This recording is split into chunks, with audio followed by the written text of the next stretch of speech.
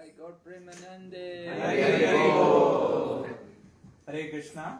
Welcome everyone. Welcome Maharaj. It is our utmost fortune to have you and all the devotees in our house today. I'll do a brief introduction of Maharaj. Many of you know him already, but for my own purification, please bear with me. Bhakti Vigna Vinasha Narasimha Maharaj received initiation from Srila Prabhupada in 1971. And a year later, he also received second initiation. He has been preaching for the last 20 years very famously in Asian countries such as India, Philippines, China and Thailand. Through his years of preaching, he has given, we all know this, many of us know this, has given countless souls practical guidance and deep inspiration.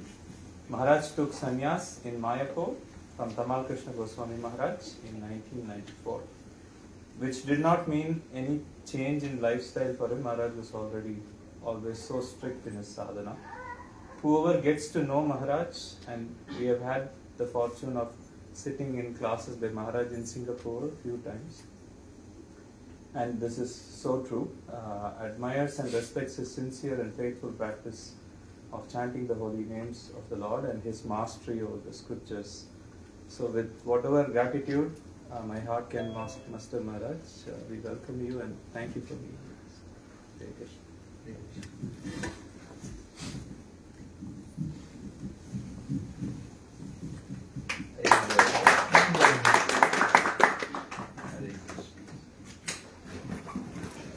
Om Namo Bhagavate Vasudevaya. Om Namo Bhagavate Vasudevaya. Om Namo Bhagavate Vasudevaya. Om Namo Bhagavate Vasudevaya. Om Namo Bhagavate Vasudevaya. Om Namo Bhagavate Vasudevaya. Narayanam Namaskrityam. Narayanam Namaskrityam. Naram Chaiva Narottamam. Naram Chaiva Narottamam. Devim Saraswatim Vyasam. Devim Saraswatim Vyasam. Tato Jayamudiraya. Tato Jayamudiraya. Nishtaprayeshu Vabhadreshu. Nashtaprayeshu Abhadreshu. Nityam Bhagavata Sevaya. Nityam Bhagavata Sevaya. Bhagavati Uttama Shloke. Bhagavati Uttama Shloke. Bhaktir Bhavati Naishtaki. Bhaktir Bhavati Naishtaki. So we're in the auspicious month of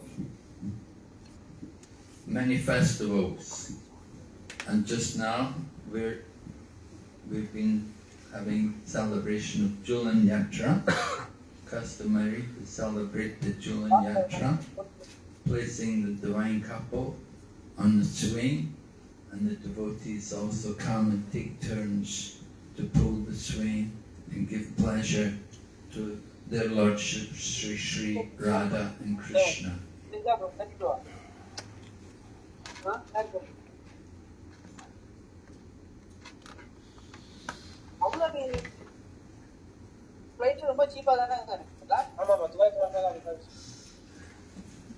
Julan Yatra, it's a festival for all the devotees to take part in, for the pleasure of Radha and Krishna. Radha and Krishna are our worshipful lords, and we're their servants, and we like to make arrangements for their pleasure. So Julan Yatra is what's going on at present moment, and it goes on up until Balaram Purnima. That will be the first of our festivals, the major festivals, which will take place in the coming weeks. Lord Balaram's appearance day on the full moon. Lord Balaram, of course, is the older brother of Lord Krishna. When he had appeared, first of all, in the womb of Devaki, and then, by the power of Yoga Maya, he was transferred to the womb of Rohini. So his birth was in Gokul because his birth was not from Devaki's womb, but from the womb of Rohini. Lord Balaram comes in the mood of a servant of Lord Krishna. Although he's the older brother, he comes in the mood of servant. It is said that previously, in the previous incarnation, the Lord has come as Lord Ramachandra, and at that time, Lord Balaram came as the younger brother, as Lakshman. But as Lakshman, he had a very difficult time trying to make arrangements for the pleasure of his older brother. Lord Rama would not allow him to make nice arrangements for his comfort. The three, Mother Sita along with her husband Lord Ramachandra and their brother Lakshman, had all gone into the forest to spend 14 years in the forest to accept that vow which was requested by Kaikeyi through her husband, Maharaj Dasara, the father of Ram and Lakshman and Bharat and Shatrughna. So during their exile in the forest, Lakshman would regularly try to make arrangements. He wanted to give comfort. He did not like to see his brother having to undergo so many austerities and difficulties in the forest. But Lord Ramachandra would not allow. He said, no, we have come to the forest. We should live like forest dwellers. I am not here to live comfortably. And it became very difficult for Lakshman. It was so difficult for him to do service for his brother that he vowed that in the future incarnation, I will not come as the younger brother. I will come as the older brother. And then when I'm the older brother, he cannot chastise me. He cannot just make me do everything he wants. And so it happened that Lord Balaram came as the older brother of Lord Krishna. And as part of his service to Lord Krishna, he took birth first in the womb of Devaki, and he made arrangements for the appearance of Lord Krishna. It's the duty of all the devotees to make nice arrangements for the pleasure of Radha and Krishna. So Lord Balarama appears in the womb of Devaki, and he makes sure everything is perfectly arranged for the appearance of his younger brother, Lord Krishna. Earlier, Devaki had already given birth to 6 sons, and one by one they had all been killed by Lord Kamsa. By Kamsa, cruel King Kamsa had killed them all, one after another. So, we should understand these 6 sons, by Kamsa killing them, he was removing different inauspicious effects, and it was making arrangement for the appearance of Lord Krishna. The 6 sons represent the 6 evil influences: Kam, Krodh, Lobh, Moha, Mada, Matsarya. And when Kamsa killed these 6 sons, it removed that influence from the world. And it made it possible for Lord Balaram to then come into the womb of Devaki, make arrangements, make sure everything is perfect for Lord Krishna to come. Just like before the king comes, the minister will first of all come and make sure everything is ready for the appearance of the king. So in the same way, Lord Balaram came in that mood as the older brother, coming to do personal service for his brother, Lord Krishna. But actually, Lord Balarama is also the personality of Godhead. There is no difference between Lord Krishna and Lord Balarama, except for color, of course. Lord Krishna is the bluish color, and Lord Balaram is the white color. But as far as their opulences go, they're equal. Lord Balarama is also the personality of Godhead. He's endowed with all opulences. But he comes in the mood of a servant. His purpose is to give pleasure, to give service to Lord Krishna. It is sometimes said Lord Balaram is the original spiritual master. He is the Adi Guru. Just as the purpose of the spiritual teacher is to show us how to serve Lord Krishna, Lord Balaram also comes to show us how to serve Lord Krishna. So he appeared in the womb of Devaki, made sure all arrangements were perfect for Lord Krishna to then enter into the womb. He was in the womb of Devaki for a period of 7 months, and then Yogamaya, under the arrangement of Yogamaya, he was transferred to the womb of Rohini, who was also a wife of Vasudeva, but she was staying over in Gokul at the home of Nanda Maharaj. And there she gave birth to Lord Balaram. So one of the names of Lord Balaram is Rohini Nandan, one who gives pleasure to Rohini. He is the son of Rohini. But he had appeared, first of all, in the womb of Devaki. So Lord Krishna and Lord Balaram are brothers. And they're eternally brothers. And when Lord Krishna came into this world, Lord Balaram's also his brother. So we want to understand that mood of Lord Balaram as a servant. The mood of being the servant. Although he is the Supreme Lord, he takes the position of a servant. It's very important for us also to develop that mood, to be the servant, to want to give service to Lord Krishna. This time of the year, at this particular time, and just a week ago, we began the period of Chaturmasya. At the same time, the Buddhist monks also began their 4 months of austerity. And so it's a period of Chaturmasya, 4 months, during which time, traditionally, it was the rainy season. For 4 months it would be a period of rain, and people would not want to travel at that particular time. Particularly the sannyasis who were traveling, they would like to just stay in one place. You can read in the Chaitanya Charitamrita how Chaitanya Mahaprabhu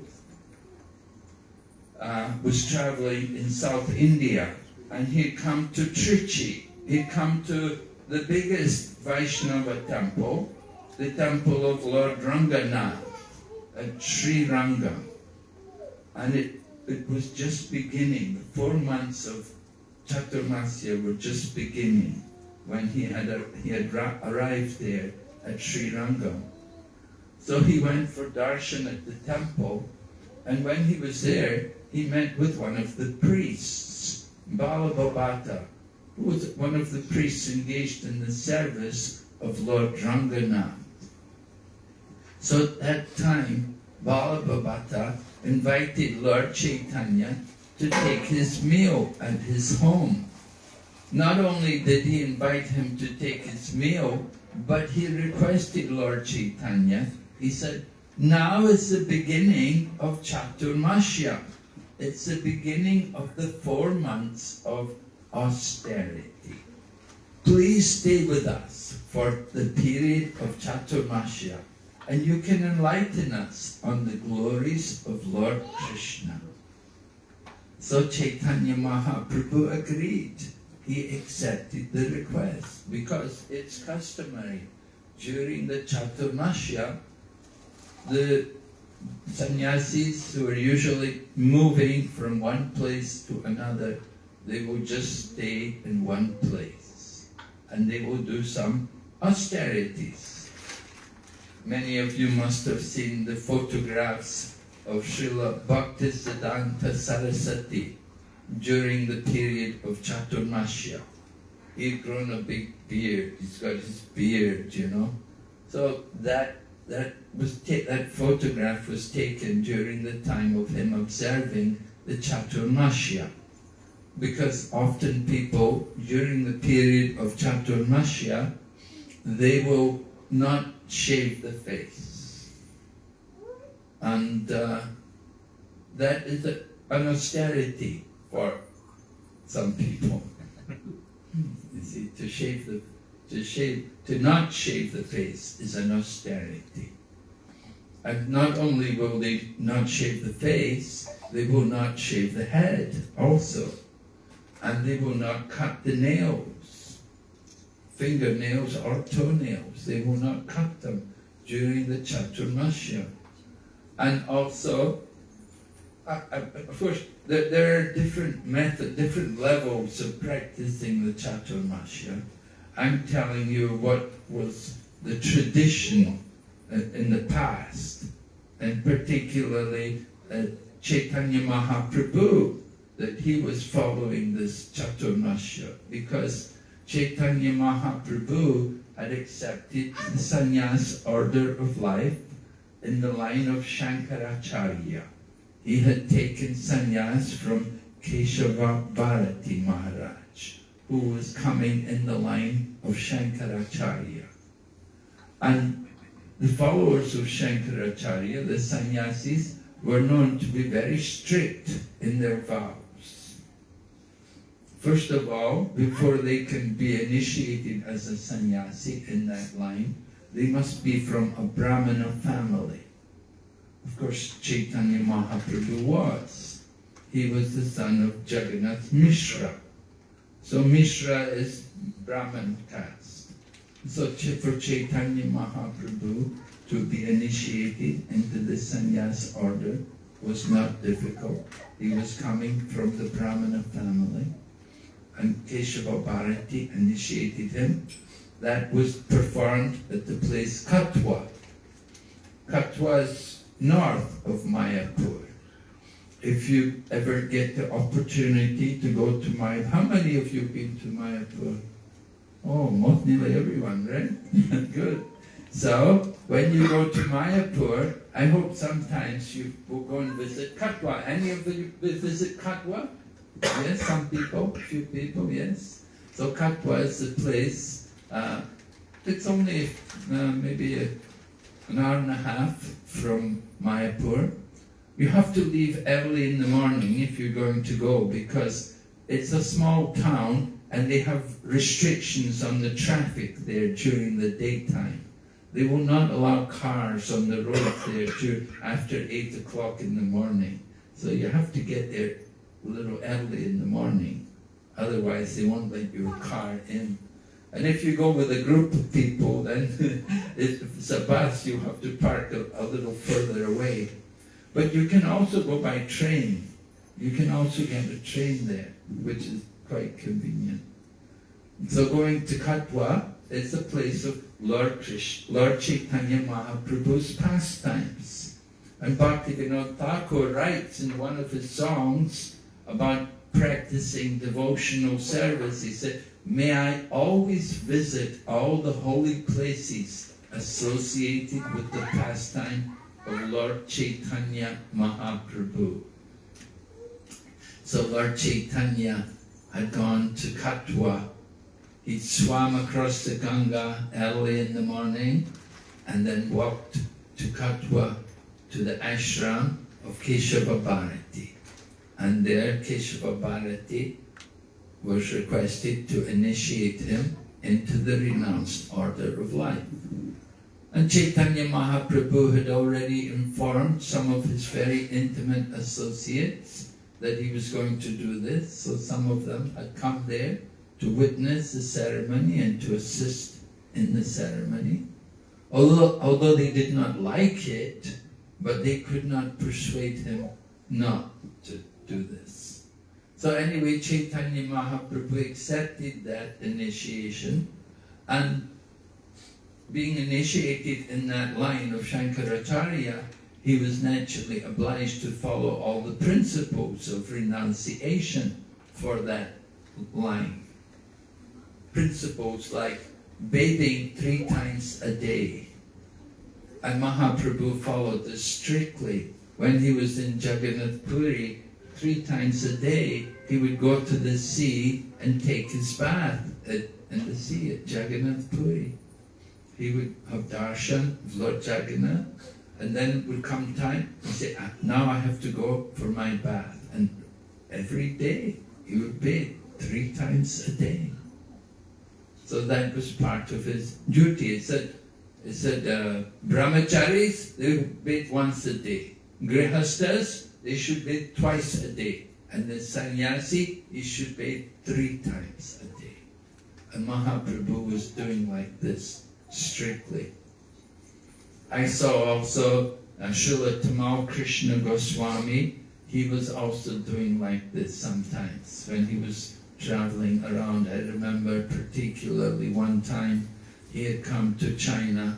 I was staying in China and he had come there to visit us, and he was taking bath 3 times a day, even though there was no hot water and it was very cold, but he insisted that he had to follow this vow.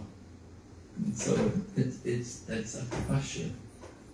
Anyway, Chaitanya Mahaprabhu had taken sannyasi, gone to Jagannath Puri, and then he wanted to go into South India.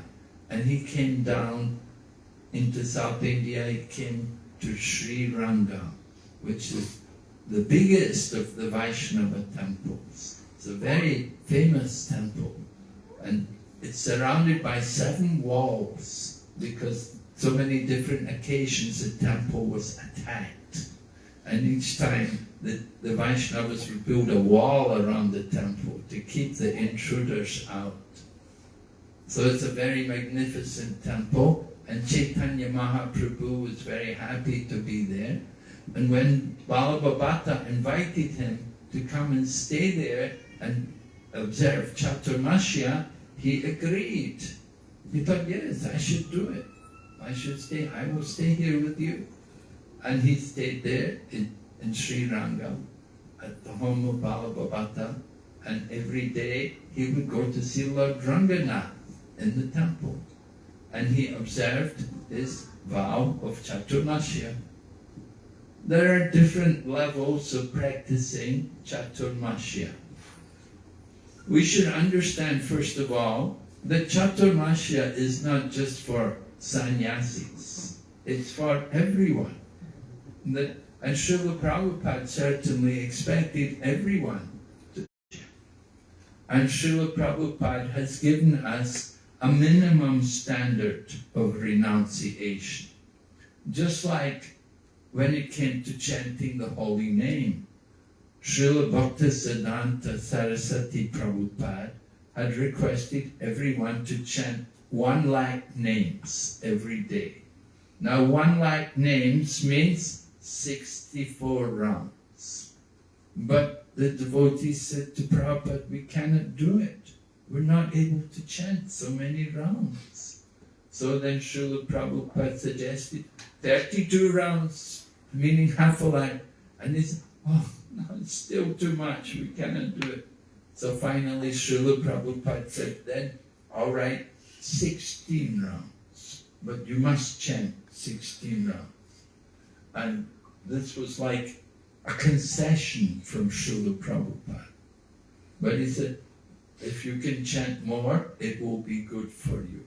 But you must chant at least 16 rounds every day. And then for Chaturmasya, Srila Prabhupada has written in the Chaitanya Charitamrita that during the first month, we should not take sak, which means spinach or green leafy vegetables. During the second month, we should not take yogurt. During the third month, we should not drink milk. And during the 4th month, no dal, right. the fourth month is maybe the greatest challenge for the devotees, right? Means no dosa, no idli, no urdal. Actually, Srila Prabhupada also said, the fourth month we should not take any high protein foods, especially things like meat. We should encourage meat eaters that during the month of Chaturmasya, it will be very good for them to be strict vegetarian. Although people may be regularly meat eaters, we should encourage them to try to follow this vow during the month of the fourth month meaning the month of Kartik, right? The month of, when we have the Damodardesh Puja during that time, the month of Kartik, so that during that time we encourage people to be a strict vegetarian and don't take high protein foods, meaning urd dal, masur dal, chana, these things which are very high in protein. It's an austerity, tapasya. Tapasya is recommended. It's one of the pillars of religion.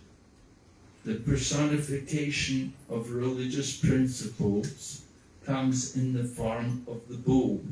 And bull stands on 4 legs, the 4 pillars of Dharma. Satyam, Socham, Daya, and Tapa. So, Tapa, austerity.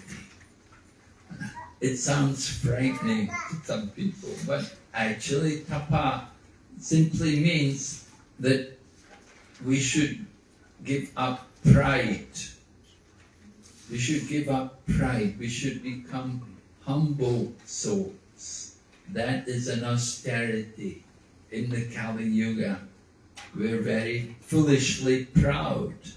Although we have nothing to be proud of, but somehow due to our covering by the material energy, we identify with the material body and we think of ourselves as being something worthy of praise. But actually we're very low and we're insignificant. So tapasya, that is a tapasya, to give up pride. Sometimes Srila Prabhupada would also describe that pride is destroyed by intoxication. Pride is a type of intoxication. We're proud. It's an illusion. Just like when people are intoxicated, they're in illusion. You know, people may drink alcohol or they may take drugs. They become intoxicated and they do stupid things. So we have to be careful to give up intoxication. Things like drugs and alcohol are certainly intoxication. But the most difficult thing is to give up pride, because it is pride which is covering our pure spiritual nature. How to overcome pride? One way in which can help us to overcome pride is by surrendering to the lotus feet of a spiritual master. That takes humility. It requires us to sacrifice our false ego, to come before a person and request him to be our spiritual teacher. Just like in the Bhagavad Gita, Lord Krishna describes that the sacrifice of knowledge is to accept the shelter of a spiritual teacher. In the Bhagavad Gita, in the 4th chapter, verse 34, Lord Krishna describes Tadvidi Pranipadena Madhurya Sevaya Right.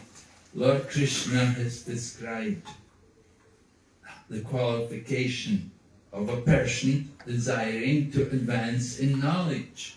That pranipatena. First of all, he has to submit. He has to fall down. Pranipatena, to fall down without reservation. To fall down, to submit ourselves to someone. And then pranipatena, pariprashnena. Pariprashnena means to ask questions, to put questions before the spiritual teacher.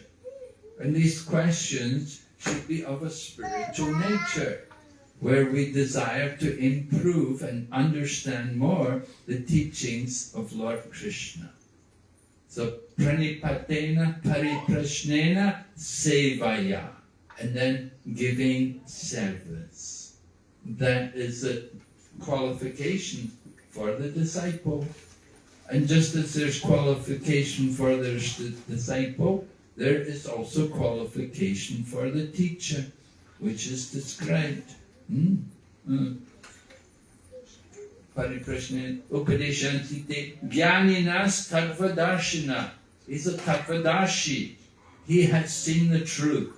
Not only has he seen the truth, but he can reveal the truth to others. You get some people, if they will say, I know the truth. If you ask them, okay, tell me please, what is it? Oh, I can't put it into words. I can't tell you. I can't explain it. And so it means their realization is not complete. That if they say they know the truth, they've seen the truth, but they're not able to explain it, they're not able to put it into words, you cannot tell others about it, then they haven't got the full understanding of the truth. But the actual qualification of the bona fide spiritual teacher is not only that they have seen the truth, but they can present it to others also. And so, like this, when we come and submit ourselves before the spiritual teacher, it's a very humbling process. And that developing humility is very good for us, to take away false pride. We want to give up that pride which is covering our true ego. True ego is to understand, I am the servant of Lord Krishna. Krishna is the master and I am his servant. The false ego is to think, I am the doer. Bhagavad Gita, Lord Krishna describes, Prakriti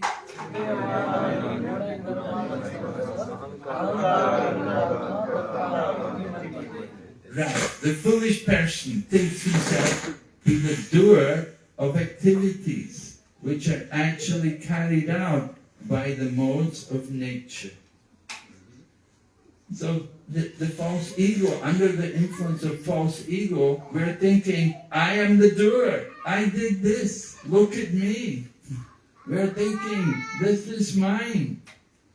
But the true ego is to understand, I am simply a tiny servant of the Supreme Lord Krishna. We want to develop that pure ego. Therefore, in order to come to that purity, we have to accept some austerity.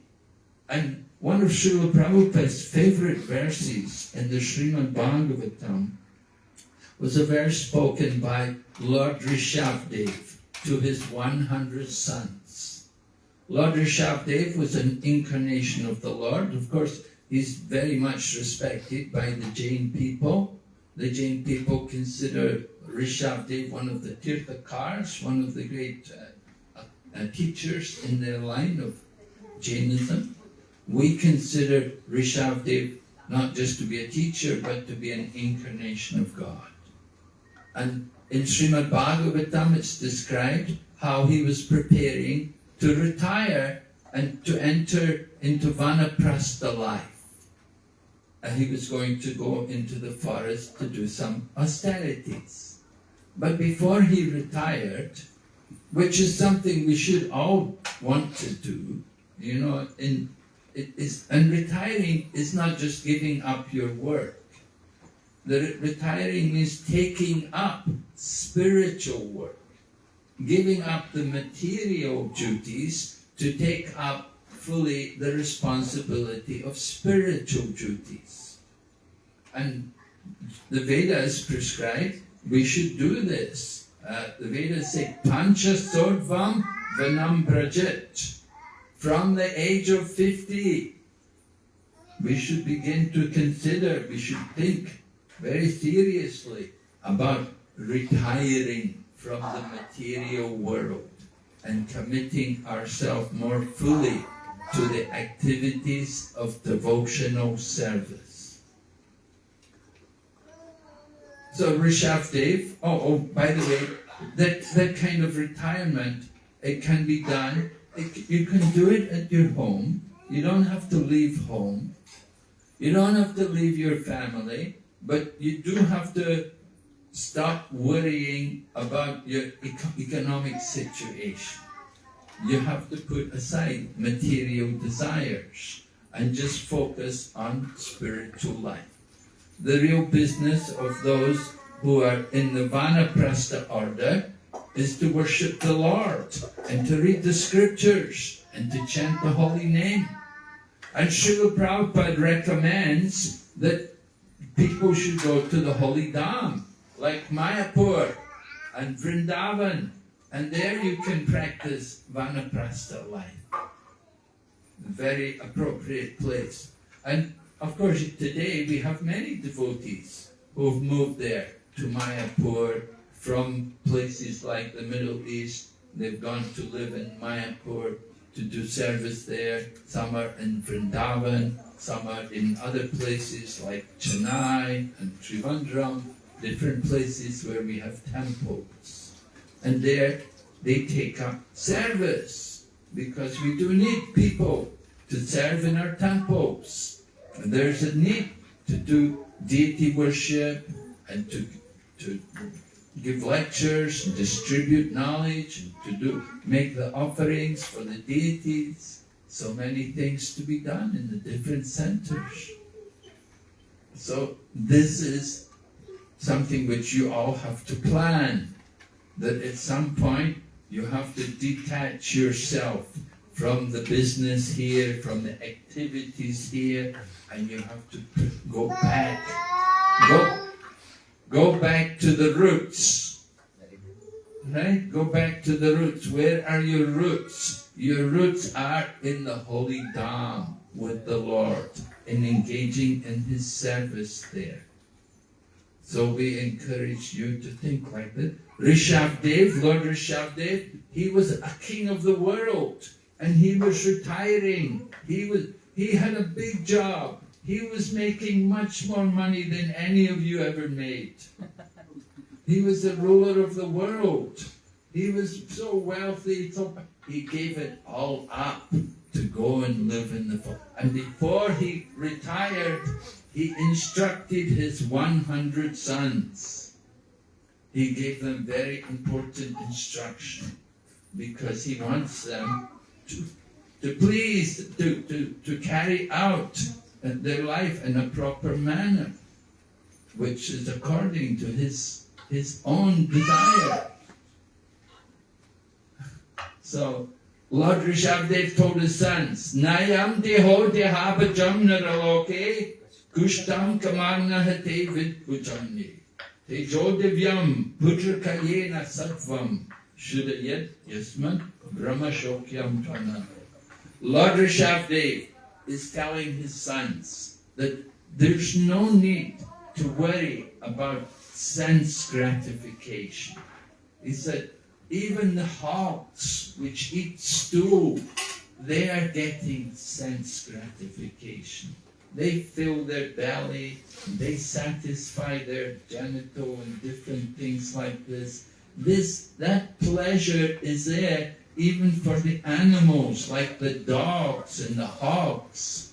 So he told his son, don't do like that. Don't just be like an animal, but control your mind and senses and do some tapasya, do some austerities. And by doing some austerity, you can purify yourself. And as you become purified, you will experience real pleasure. Real pleasure will be awakened once we have purified our mind and senses. So in this Kali Yuga, you see, it's made very easy for us to purify ourselves. That we just simply have to chant the holy name. Everything comes from the chanting of the holy name. We don't have to do great austerities like Lord Rishabdev did, or like other people did in the previous yugas. In the Kali Yuga, we just simply have to take shelter of the holy name. And by chanting the holy name, then we clean the heart. Cheto Darpanam Archanam Bhavamahavavanam Nirvapanam Shriyakayavachantrika Vitaranam Vidyadudumimanam Anandanuvivaranam Purnamurdasvasa Sarvamaspakam Param Vijayate Shri Krishna. Yes, we say Param Vijayate Shri Krishna Sankirtan. All glories to the Shri Krishna Sankirtan, which cleanses the heart of all the dust accumulated for years together.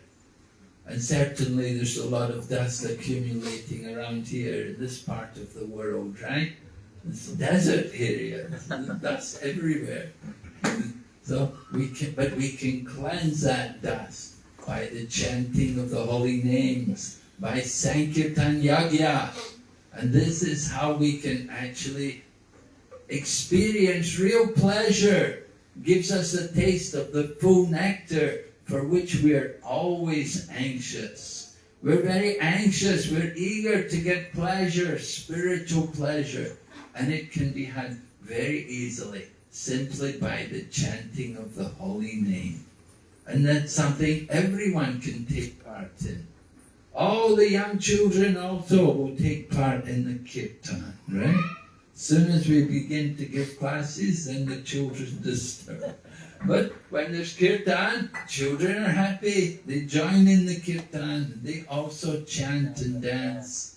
So this is Chaitanya Mahaprabhu's mercy, that he has given a process which is simply joyful.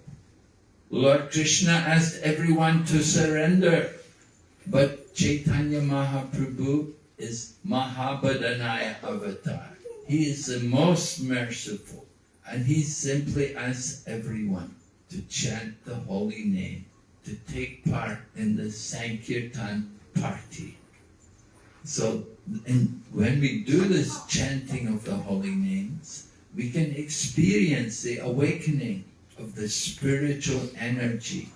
We can see how the whole atmosphere becomes transformed with the chanting of the holy name. It's so important for us. However, there is quality in the chanting. And just as we have rules, there are some rules which we have to follow in the chanting. Right? It is not a professional performance, but it is a devotional performance. Lord Krishna wants our devotion. That devotion is our simple desire to want to please Lord Krishna. And certainly Lord Krishna is pleased by the chanting of his holy name. Lord Krishna himself said, Naham tishtani vaikunte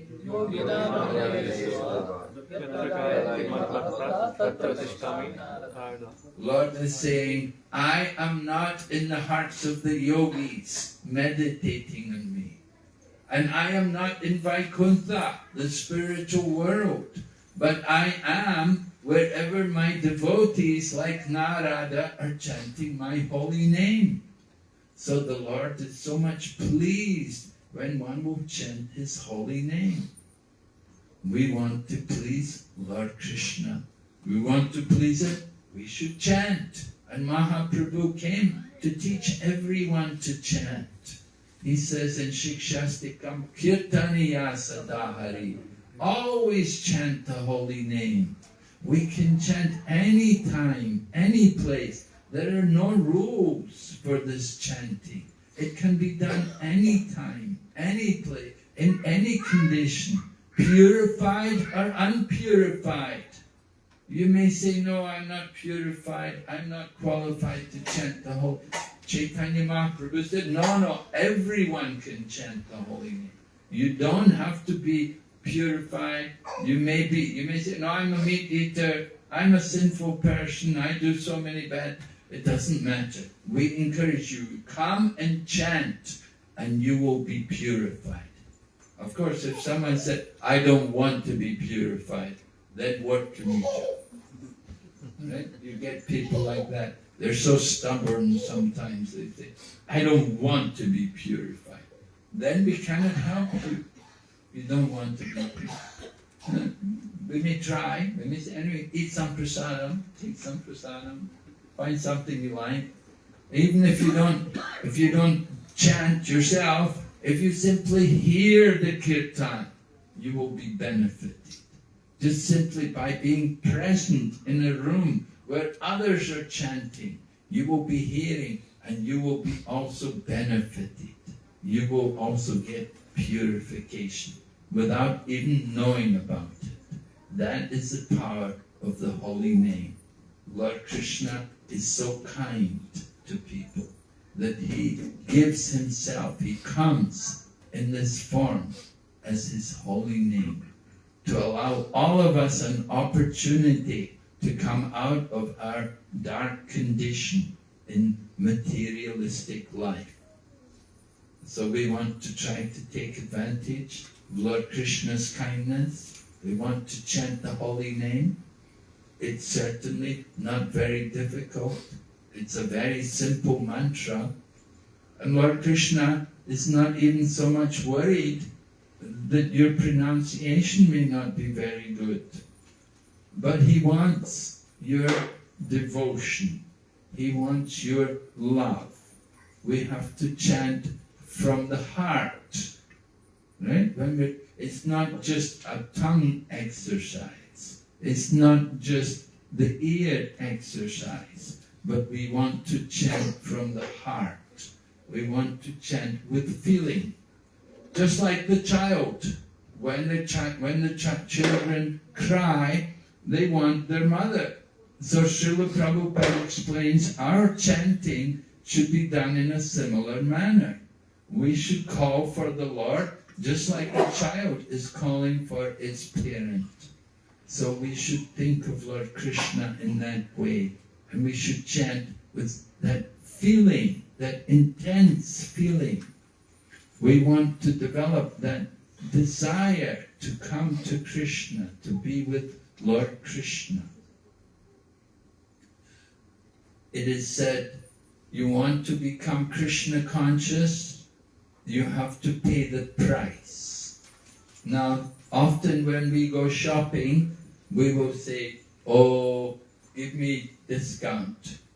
You know, we kam sa kam kitna rupya chahiye. You know, we want to give me a discount. You know, what's the least price? Every country you'll have that kind of statement, you know. So we want to get the lowest price. But Lord Krishna, the Shastras tell us there's no bargaining when it comes to going back to Godhead. When it comes to getting love of Krishna, there's no bargaining. There's no other price. You have to pay the price. And the price is that loyam, that intense greed to achieve it. And based on that verse, Srila Prabhupada coined this term Krishna consciousness. We have to have that eagerness to get it, to get something. Just like, you know, do you ever have things you want really badly? You want so badly, you know? Sometimes, you know, maybe you're trying to get a job, you really want that job. And sometimes you want to get a scholarship, you really want that scholarship, you study very hard, try to get the scholarship. You really want something badly. And so we should think, I really want to develop love for Krishna. We should want it intensely. And we should have that intense greediness to achieve it. And our desire should be so strong that we would cry to get it. We would shed tears to get that love of Krishna. When we can cry for Krishna, that is our success. I remember I was staying in Calcutta many years ago in the temple in Calcutta, and one of our life members used to come to the temple there, and he used to talk to me. He used to say, he said, you know, I can cry for my business. You know, I had a business, you know, I was doing some business in Calcutta. He said, I can cry when my business doesn't go well. He said, I can cry when I quarrel with my wife. We don't get along sometimes, you know. I can cry for my children. Maybe something happens, we have a problem at home or something. I can cry for them. I can cry for all these different things. But I'm not able to cry for Krishna. He would lament. He said, I can cry for all these other people. Why can't I cry for Krishna? He said, that's what I really should be doing. I should be crying for Krishna. So we should also think like that. Gaur Govinda Maharaj, when he was on the planet, he was saying he wanted to create a school for crying, to train everyone to cry for Krishna. So, of course, it's a very exalted thing. It's a very high thing to be able to cry for Krishna. But we should think big, right? We want to get the highest thing, and the highest thing. Mahaprabhu has taught us the highest prem punarto mahan. The goal of life is to develop prem, Krishna prem, love of God. And to get that love of God, we have to have that greed, that loyal. And when we have that greed, we will think about it constantly, and we will even cry to get it. So, this is my message to all of you this evening. Now is Chaturmasya, we're coming up to Balaram Purnima, and then Janmastami, Radhastami. We should all want to engage more fully in the service of the Lord. Try to dedicate ourselves more in Krishna's service, to do more chanting and hearing, and take advantage of all the auspicious days. Thank you very much. Hare Krishna. Hare Krishna. Any questions, anyone? Maharaj, first of all, thank you very much for your divine association, and as you rightly said, your message to us. Indeed, I'm telling you from my heart that I felt that the whole philosophy of Krishna consciousness is presented in this 45-minute talk, Maharaj, which you spoke, starting from the importance of festival from Balramji, and coming up to the covering all the points, and actually concluding on how we should chant and take shelter of the Lord and cry for Krishna, and also spoke about performing austerities, rules and regulations. So Maharaj, as a practicing devotee, sometimes there are certain times where you need to follow some rules, sometimes you are not able to follow. So as you also rightly said, that one should approach the spiritual master, or for us a mentor or a counselor who can actually guide you how to properly, to what extent we should go, because some devotees focus too much on rules, some don't. But actually as an individual, where should we gauge ourselves that how I am actually practicing Krishna consciousness and how I am progressing in Krishna consciousness? Sometimes what rules or what austerities needs to be performed, somewhere it may not be possible, and then how we actually retrospect or introspect ourselves and progress in devotional service. So how we should be checking our own self that we are making progress and we are pleasing Krishna and Guru. Yes, Well, you said some rules and regulations may not be possible, but Srila Prabhupada has given us the basic rules and regulations, and if we have accepted the initiation into Krishna consciousness, then we are expected to follow 4 principles and 16 rounds, right? That's very important. We cannot compromise on that. 4 principles have to be followed, 16 rounds have to be maintained. This is the standard for Krishna consciousness. Maybe Chaturmasya, it's not a very big thing which is being asked of us. Chaturmasya, just to avoid sak for 1 month, and to avoid yogurt for 1 month, to avoid milk for 1 month. It's not such a big, difficult thing. But if one is serious in wanting to please the spiritual master, we should follow these things, make arrangements to follow them. How do we know if we're making advancement? Well, the example is given just like when you eat food. You know yourself if your hunger is satisfied, right? As we're eating, in the beginning, we feel relief from hunger, and you go on eating, you feel nourishment and satisfaction. And you can't go on eating ever, forever, never. At a certain point, you think, oh, enough, I've had enough, I'm full now. So you come to that point, we each know ourselves, we're satisfied. So similarly, in our practice of devotional service, we will develop detachment from those things which are not in relation to Krishna consciousness. We just lose interest in these kind of things. The football match or the Bollywood movie, the stock market, these different things which sometimes were so interesting to us. At a certain point, as we become more Krishna conscious, they have less and less meaning for us. And we're simply more concerned with our devotional service. We're more concerned to see the deities and to read Srimad Bhagavatam and to associate with the devotees and have kirtan. The more we become attached to these things, then that's a sign we're progressing in Krishna consciousness.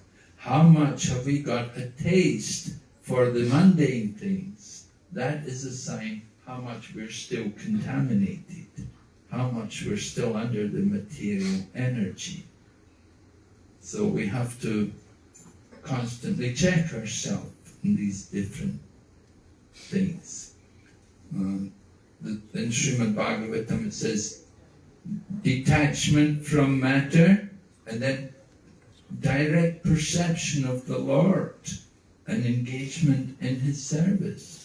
It all comes about just like eating. Relief from hunger, nourishment, strength and satisfaction. So by devotional service, simply by chanting, regularly chanting and hearing regularly, we develop attraction for Krishna, and we lose the interest in the material world. We're not so much worried anymore. We're not neglectful. Doesn't mean to be neglectful. Doesn't mean to be careless. But we're not overly absorbed in the material energy. That's important.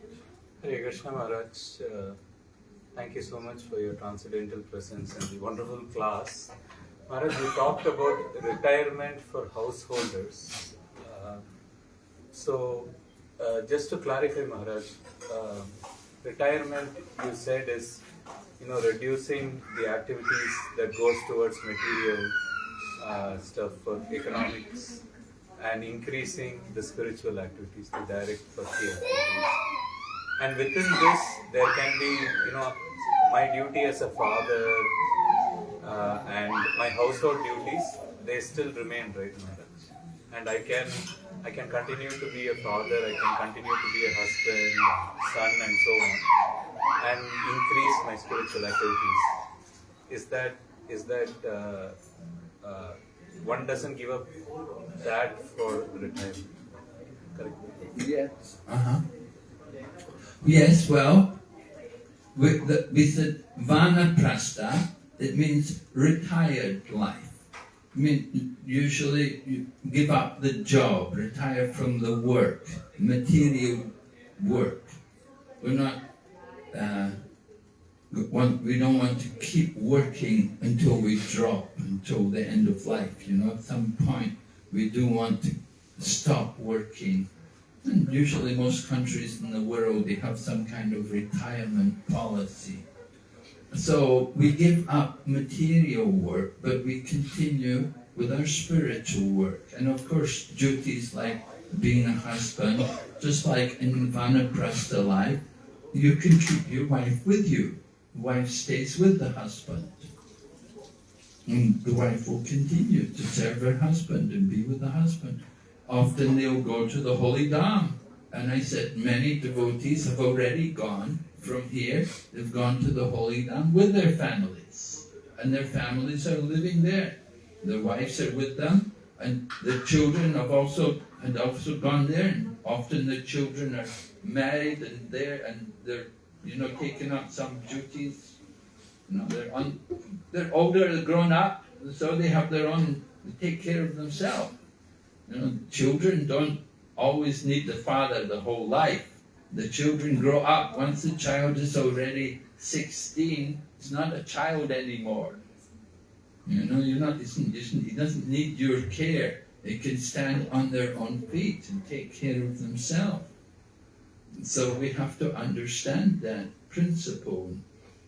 We have to consider our own duty to our own self, that we cannot spend our whole life just taking care of our children and taking care of everybody in the family. You have to think about your own self also. And if they're an obstacle to your spiritual progress, then sometimes you may have to distance yourself from them.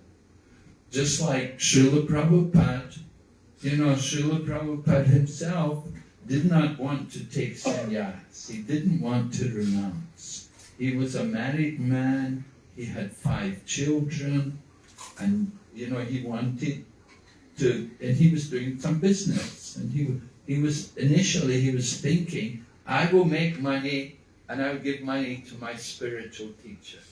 And my spiritual teacher can use the money for preaching. But then his spiritual teacher left the world. His spiritual teacher passed away. Prabhupada was initiated in 1933.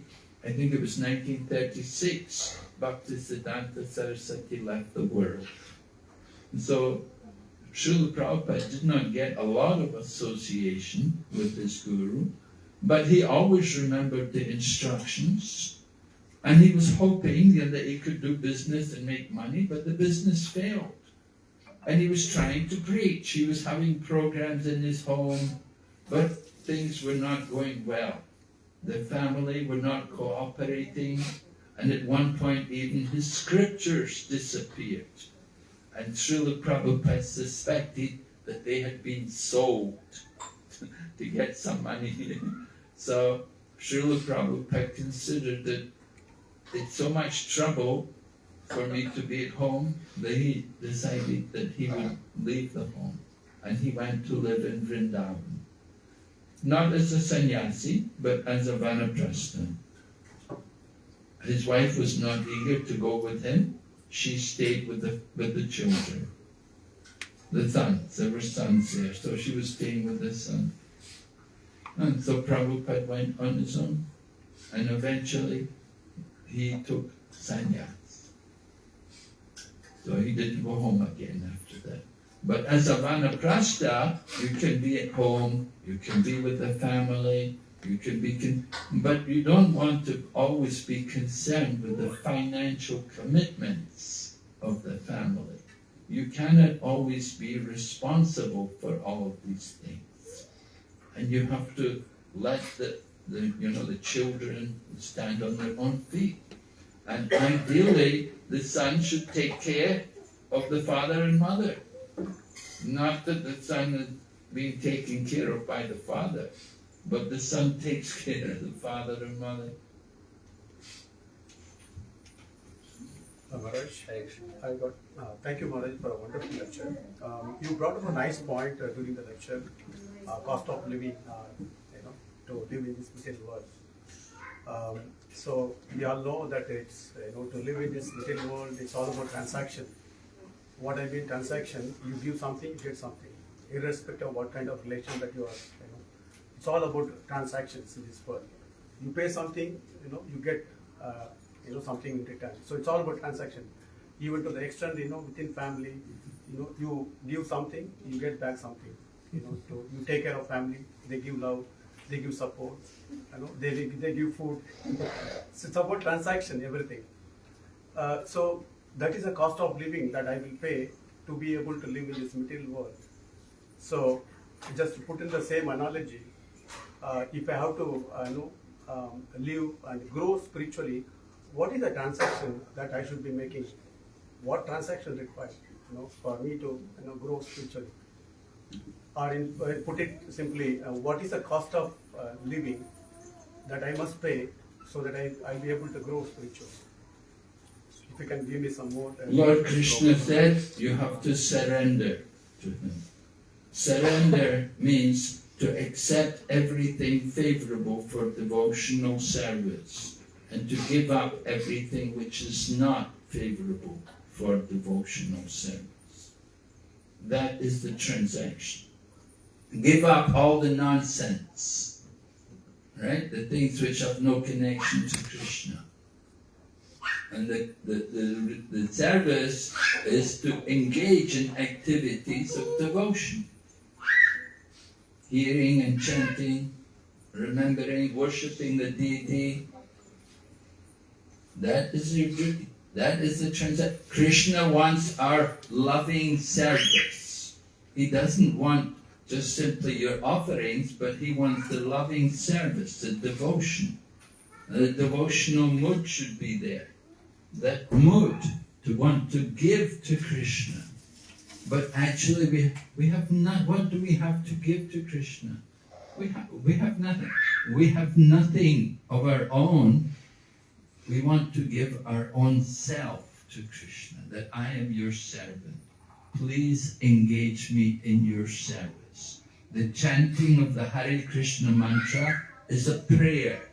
O Supreme Lord Krishna, please engage me in your service. So that is our desire. We simply want to give service to Krishna without any expectation of anything in return. Right? Devotional service should be ahaitaki, apratya, should be unmotivated, and it should be uninterrupted. It should be continuous. That is the transaction. We give ourselves to Krishna. We belong to Krishna. He's our Father. We're His children. It is our duty to serve Him.